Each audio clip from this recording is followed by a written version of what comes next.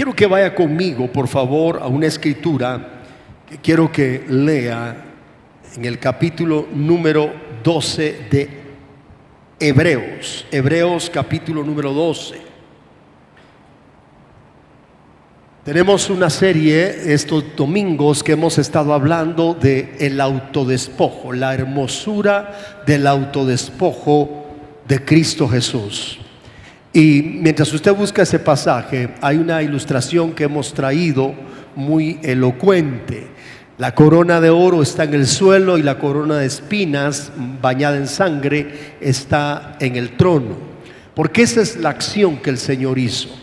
Tomó forma de siervo y se hizo obediente hasta la muerte y muerte de cruz. En todo ese autodespojo hay hermosura, hay belleza, hay revelación y entendimiento de toda esa hermosura escondida en esa acción tan linda que el Señor tuvo a favor de nosotros. Y yo quiero que leamos hoy un pasaje, y ya le voy a dar los versículos, y antes de leerlo quiero recordarle que estamos ahora en el tema Cristo y la paternidad de Dios. Cristo y la paternidad de Dios. Porque la paternidad no solo la vino a enseñar Cristo, decíamos, sino que la vino realmente a evidenciar. Vino a traer la revelación del mismo Padre. Es un gran misterio que no vamos a poder comprenderlo aquí ni en la eternidad. Cómo hay una fusión entre la esencia misma. Padre y Hijo son uno, son una esencia indisoluble. Pero como personas, en la acción de personas hay una individualidad en acciones como personas. Pero como esencia son uno, porque hay un solo Dios. A eso se le llama misterio. Por eso es un misterio, porque es algo que no se puede descifrar, comprender. Entonces yo quiero que veamos, por favor, como punto de partida, en Hebreos capítulo número 12, versículo número 3, para comprenderlo mejor. Considerad aquel que sufrió tal contradicción de pecadores contra sí mismo, para que vuestro ánimo no se canse hasta desmayar.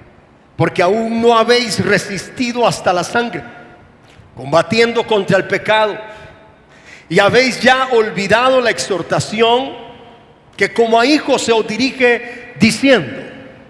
¿Cuál es la exhortación que se da a hijos?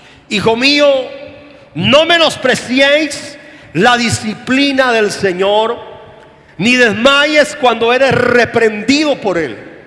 Porque el Señor al que ama disciplina y azota a todo el que recibe por hijo. Si soportáis la disciplina, Dios os trata como a hijos. Porque ¿qué hijo es aquel a quien el Padre no disciplina? Pero si se os deja sin disciplina, de la cual todos han sido participantes, entonces sois bastardos o ilegítimos y no hijos.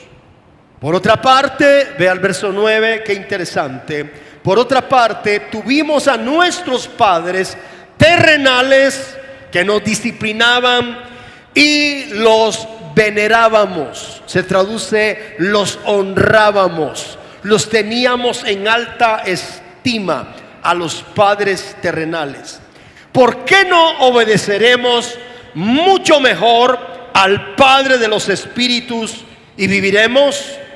Y aquellos ciertamente por pocos días nos disciplinaban como a ellos les parecía, pero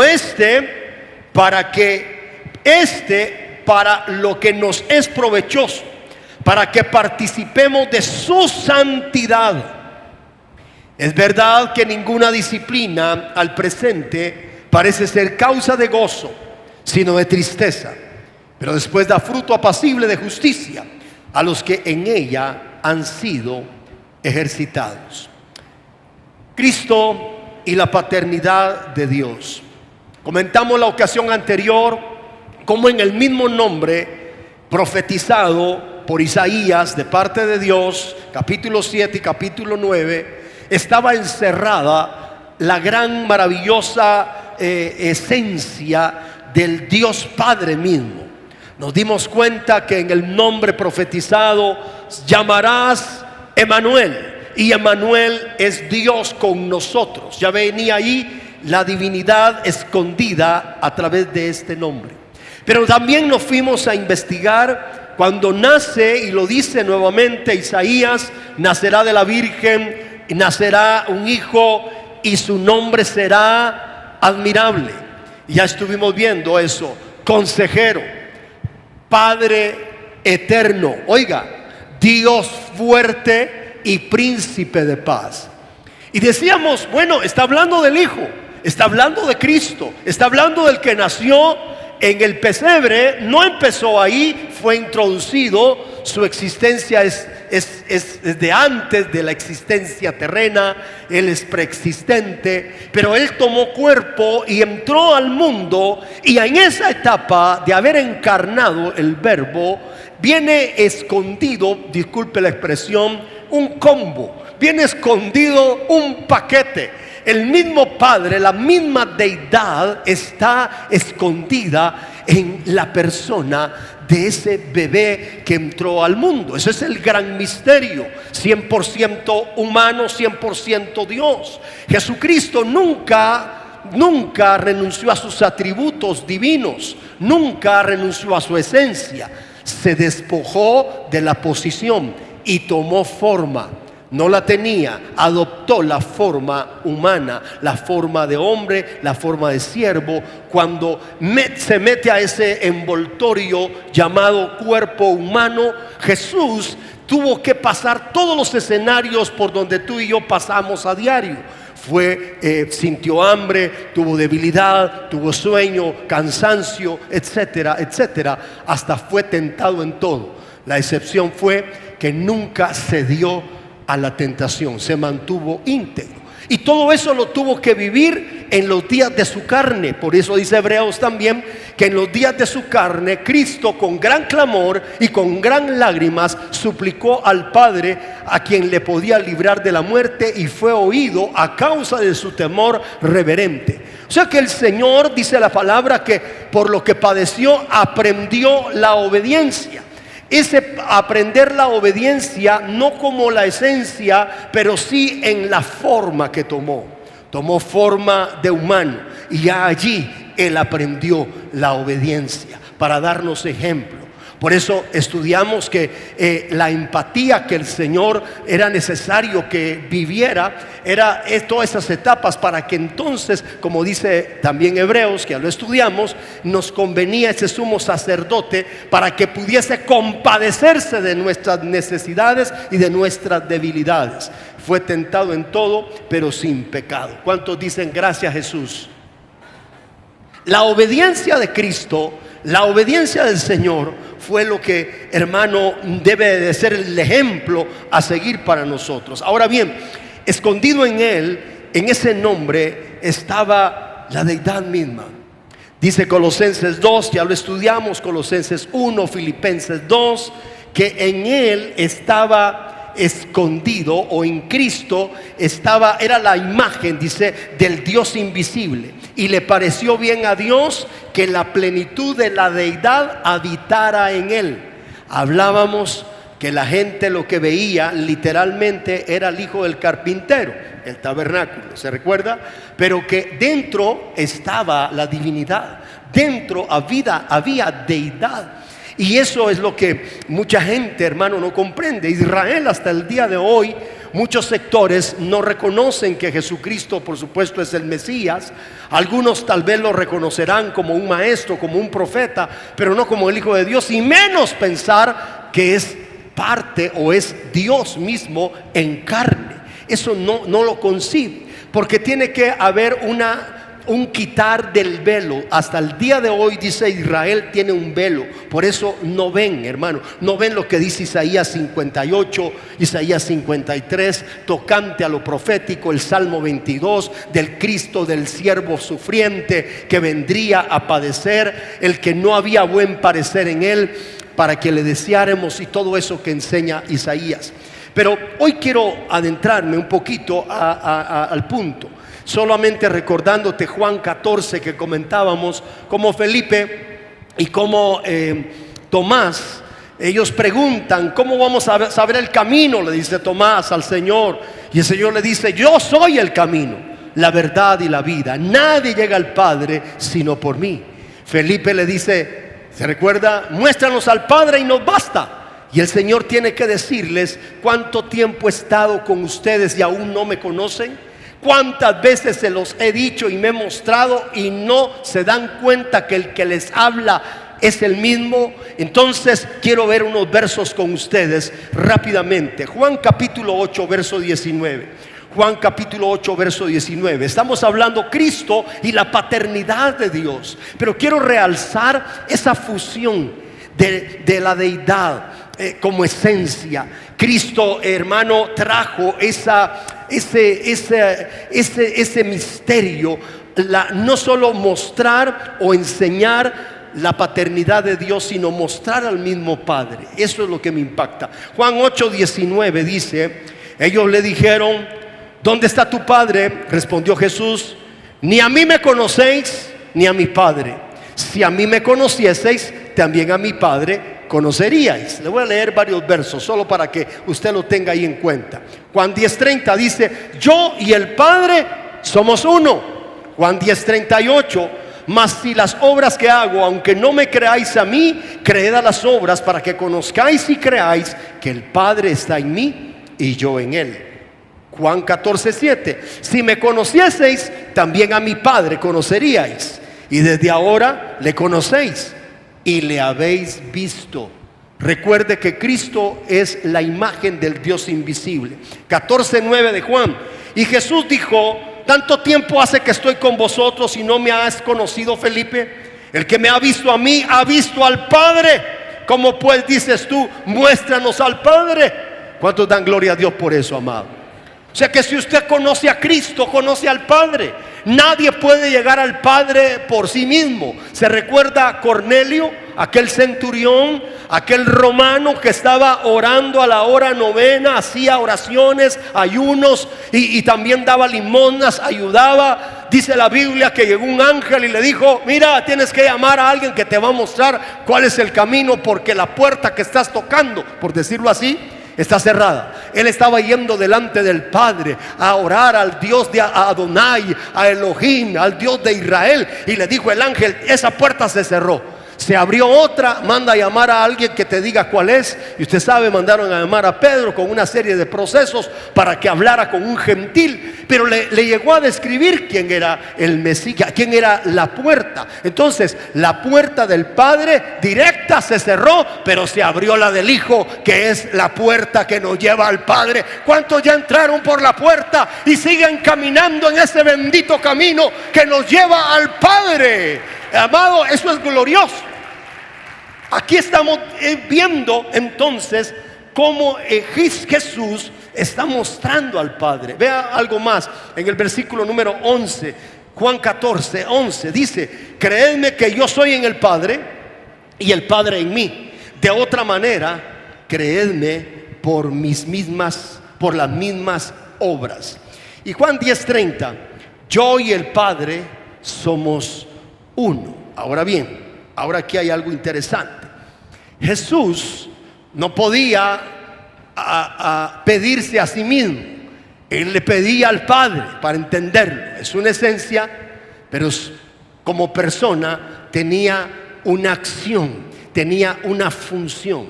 Y entonces dice Juan capítulo 14, quiero que le preste atención al verso 28. Juan 14:28, porque aquí habla de alguna manera la posición jerárquica del Padre. Y Jesús, aunque eran en esencia uno, dice en el verso 28 de Juan 14: habéis oído que yo os he dicho, voy y vengo a vosotros. Si me amaríais, os habríais regocijado. Porque he dicho que voy al Padre, pero préstele atención al último punto del verso 28, porque el Padre mayor es que yo. el Padre mayor es que yo. Entonces el Padre, oiga, ahora quiero ver la faceta de la paternidad. Cuando introduce a Jesús al mundo, cuando hace el Señor esa introducción, Hebreos capítulo número 1, dice la Escritura que lo constituyó heredero de todo al Hijo. Él es el resplandor de su gloria, la imagen misma de su sustancia, y quien sustenta todas las cosas por la palabra de su poder. Pero en el capítulo 1 de Hebreos, versículo número 5, oiga cómo el Padre Celestial introduce al Hijo y pone parámetros interesantísimos en el verso número 5. Dice: ¿a cuál de los ángeles Dios dijo jamás: mi hijo eres tú, yo te he engendrado hoy? Y otra vez, quiero que le preste atención a esa frase, y otra vez yo seré a él padre y él me será a mí hijo. Pero el verso 6, y otra vez, préstele atención a esa frase, y otra vez, cuando introduce al primogénito en el mundo, dice: adórenle todos los ángeles de Dios. Oiga por favor, otra vez.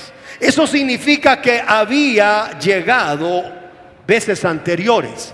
Eso no lo vamos a hablar hoy. Tendremos tiempo más adelante para hablar las veces anteriores que fue introducido el Hijo y en qué dimensión. No la dimensión humana. Esa vino hasta cuando encarnó allá en el pesebre.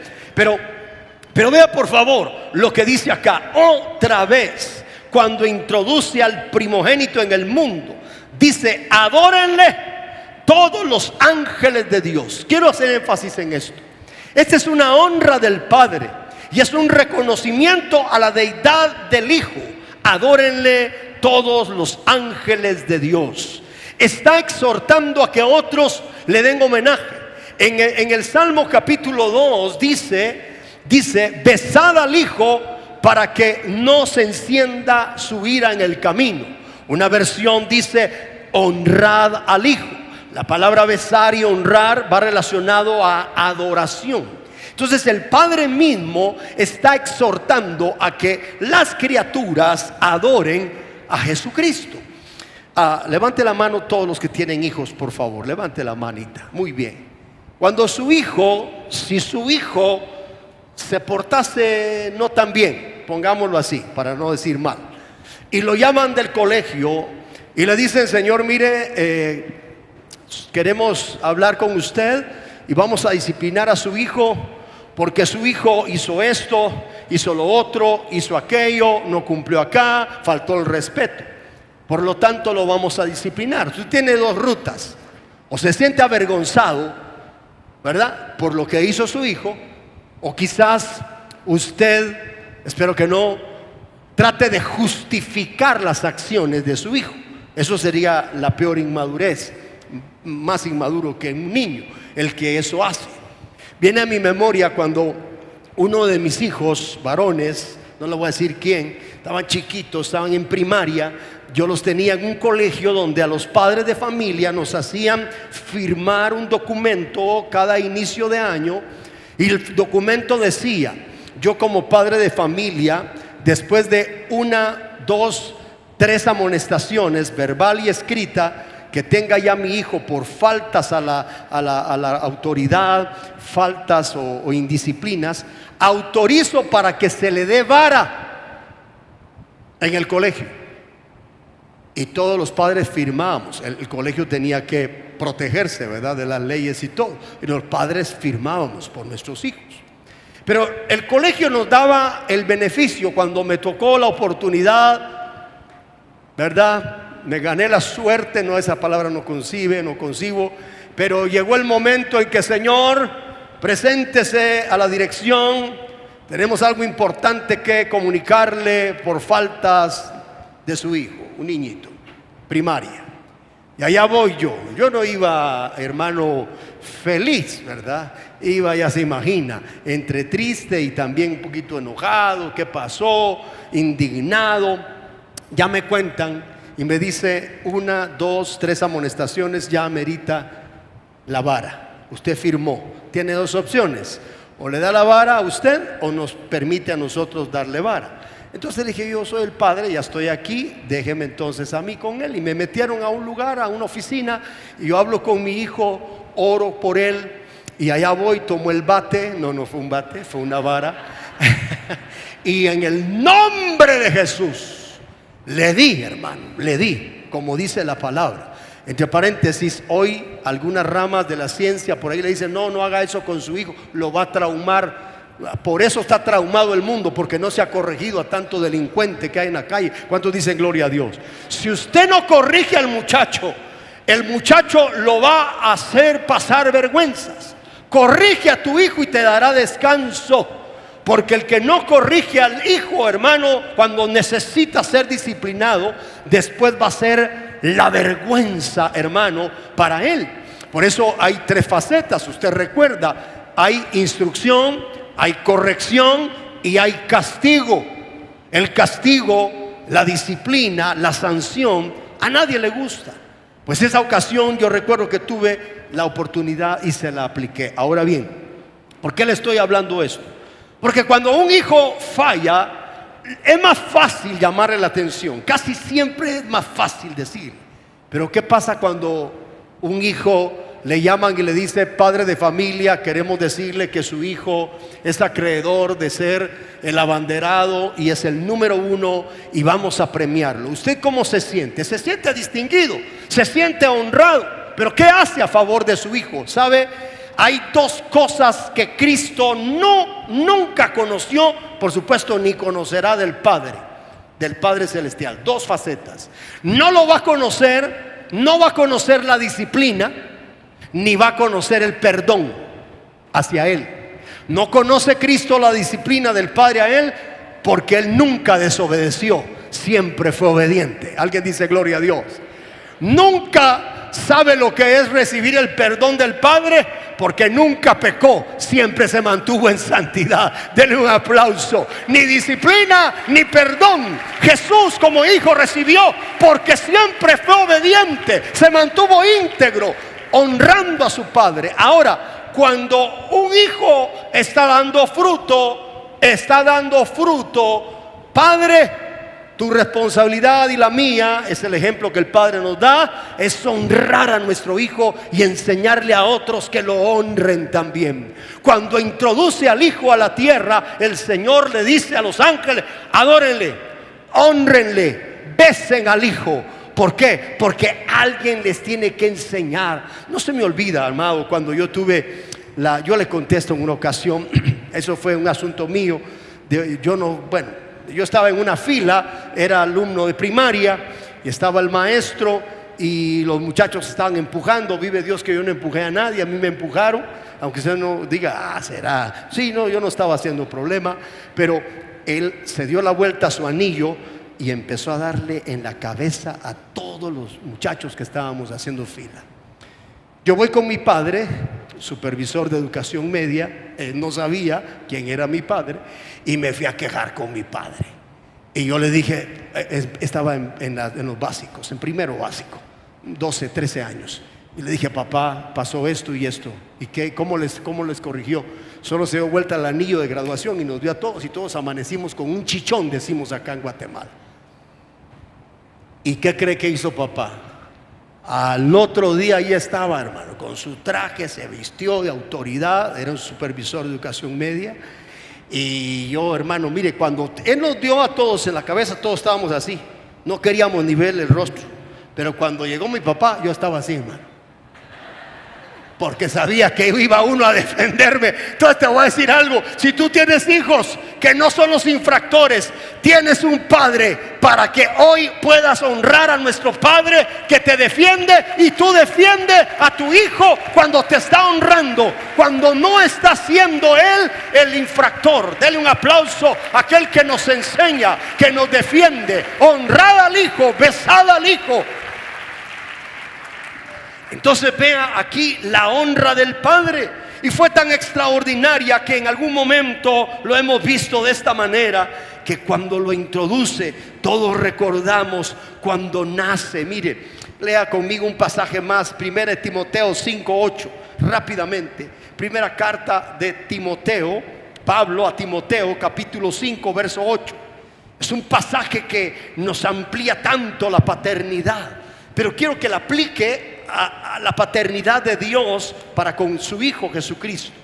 Porque dice en el versículo número 8 de 1 Timoteo 5: porque si alguno no provee para los suyos, y mayormente para los de su casa. Habla de proveedor.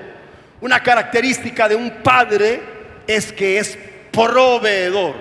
Y dice: no provee para los suyos, mayormente para los de su casa. Ha negado la fe y es peor que un incrédulo. Ya hemos comentado, cuando nace el bebé, introdujo al niño al mundo, hermano. Entonces los ángeles comenzaron a dar hosana en las alturas. Aparecieron millares de ángeles allá con los pastores que velaban el rebaño, y les dieron las buenas nuevas que en la ciudad de David, en Belén, había nacido el Salvador. Se estaba cumpliendo eso. Adórenle todos sus ángeles cuando introduce al Hijo al mundo. Y entonces, oiga ese escenario. Ve ahí celebración de ángeles. Hay un astro que llega hasta donde está el bebé Jesús.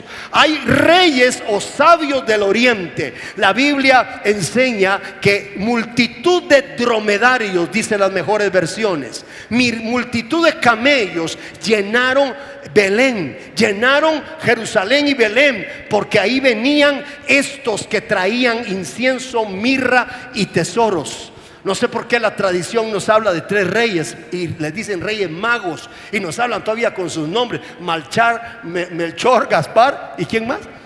Y Baltasar, ¿verdad? Espero que ya no los ponga usted a fin de año ahí ¿verdad? Muy bien, que Dios lo perdone. Pero mire, le voy a decir algo. Dice la Biblia que era multitud de dromedarios que llegaron, y llegaron siguiendo un astro. Dios utilizó una estrella para guiar a todos estos. Pero fíjese cuál era el propósito. Uno, iban a adorar al rey. Se topa Herodes, se recuerda, y ustedes a dónde van, que mira, es que nació el rey, y Herodes se sintió amenazado porque era el rey. ¿Y dónde nació? Y le dicen: en Belén. Entonces, hermano, él se interesó, no porque estuviese queriendo ir a adorarle, porque voy a ir a adorarle, digo, no, él quería destruirlo. Después usted sabe lo que pasó. Pero dice la Biblia que el astro, la estrella, se detuvo donde estaba el pesebre. Quiero que usted vea la introducción del Hijo, cómo el Padre lo honra, cómo el Padre no solo pensó en la introducción, en la adoración, en el reconocimiento, sino que también pensó en el mantenimiento de ese bebé, y les proveyó a una mujer llamada María y a un hombre llamado José como padres para cuidarlo. Y no solo eso, movió a estos reyes del oriente que venían con sus tesoros para que tuvieran ellos cómo sostener a ese bebé. Dele un aplauso a aquel que proveyó para el suyo. El que no provee para los suyos es peor que un incrédulo y ha negado la fe. El Padre nos da ejemplo de provisión. Hermano amado, esa es una de las responsabilidades que debemos nosotros de asumir como padres: proveer a los nuestros. Y no solamente provisión para sustento, también protección. Tenemos que entender cómo el Padre, usted sabe, yo saqué una conclusión, que entre 60 a 70 mil ángeles tenía Jesucristo a su disposición, y no utilizó ninguno de ellos en su defensa, ninguna vez. En una ocasión les tiene que decir a sus discípulos: si yo quisiera que me defendieran, le diría al Padre, y Él enviaría 12 legiones de ángeles que me asistan, o 5 legiones. Lo cierto es de que era un promedio entre 60 y 70 mil ángeles, tomando en cuenta la cantidad de cada legión por multiplicada. Entonces, si un ángel, hacíamos el análisis, en una ocasión sancionó y mató a 70,000 hombres, ¿qué harían 70,000 ángeles, hermano? El Padre no utilizó ninguno de ellos porque siempre confió en la gracia del Padre y vino voluntariamente a morir. Por eso no necesitaba que alguien lo defendiera. Él se ofreció. Esas son las glorias y la hermosura del autodespojo de Jesús, el que dejó su trono de gloria tomando forma de siervo y se hizo obediente hasta la muerte, y muerte de cruz. No osó. Aún en la cruz hubiera podido mover un dedo, hermano, y ángeles acaban con todo, pero Él venía a cumplir un propósito. Sabía que si no derramaba sangre, usted y yo no éramos limpios, ni íbamos a ser salvos. Por lo tanto, merece toda la gloria, porque Él derramó toda su sangre para limpieza y perdón de nuestros pecados. Dele un aplauso fuerte a Cristo con todo su corazón.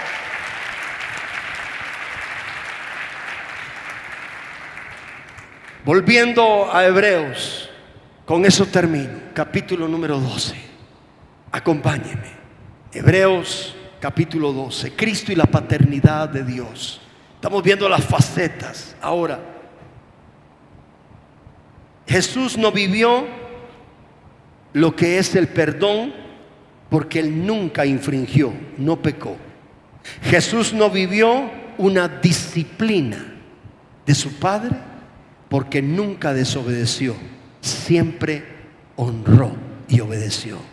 Ahora bien, quizás nosotros, sin el quizás, sí hemos necesitado en algún momento disciplina.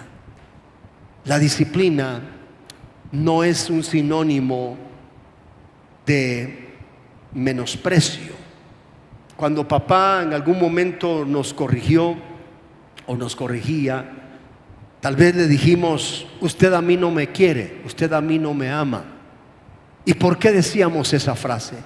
Porque no entendíamos cuando venía el castigo, cuando venía la disciplina, porque hicimos algo indebido. Y no lo entendíamos. Lo que sí sentíamos era el dolor, ya sea la limitación de alguna distracción o algún privilegio, nos lo vedaban, o simplemente nos daban vara. Y cuando eso ocurría, en algún momento quizás tú lo pensaste y dijiste: Dios, mi Padre no me quiere, mi Padre no me ama. Cuando lejos de eso era precisamente por amor.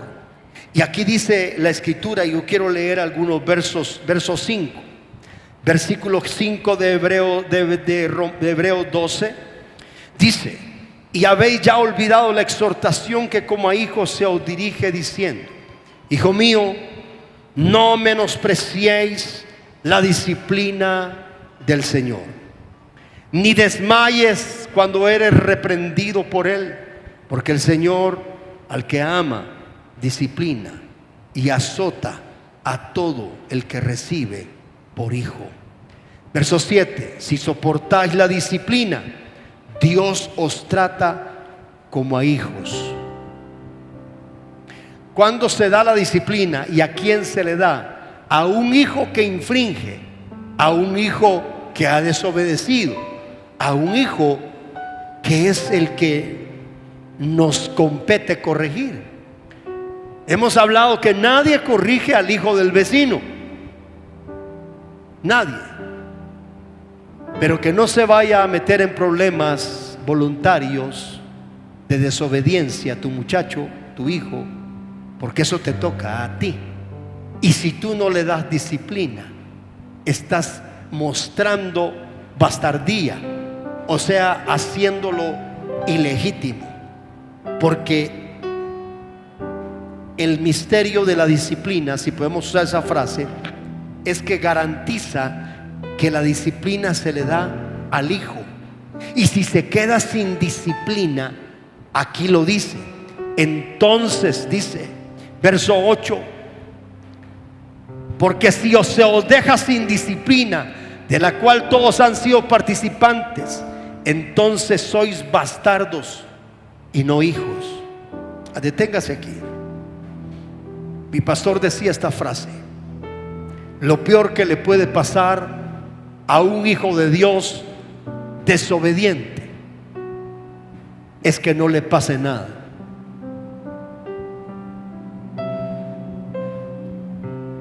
Lo peor que le puede pasar a un hijo de Dios, a un creyente desobediente, es que no le pase nada. No se me olvida cuando a alguien, hace muchos años, no está aquí, por eso lo hablo con libertad, reincidía en la misma acción de desobediencia y venía a tratar de contarme con lujo de detalles lo que hacía afuera.